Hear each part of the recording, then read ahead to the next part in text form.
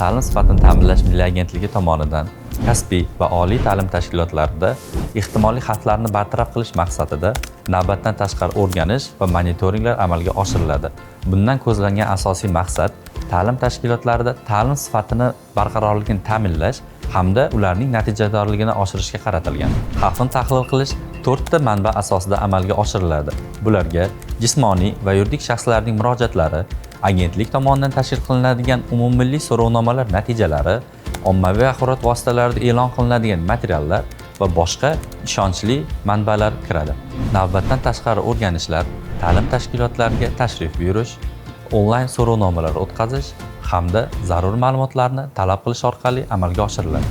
Monitoring natijalariga ko'ra, ta'lim tashkilotlarida qonunchilik buzilishlari yoki davlat akkreditatsiya talablariga mos kelmasligi aniqlangan taqdirda agentlik tomonidan ta'lim tashkilotlariga ushbu kamchiliklarni bartaraf qilish uchun 3 oygacha muddat beriladi va tegishli taqdimnomalar kiritiladi. Belgilangan muddatlarda kamchiliklar bartaraf etilmagan taqdirda agentlik tomonidan ta'lim tashkilotining davlat akkreditatsiyadan o'tganlik to'g'risidagi sertifikati bekor qilinadi. Bugungi kunda agentlik tomonidan maxsus platforma ishlab chiqilgan bo'lib, ushbu platforma orqali ta'lim tashkilotlarida xavfni tahlil qilish monitoring ishlari amalga oshirilmoqda.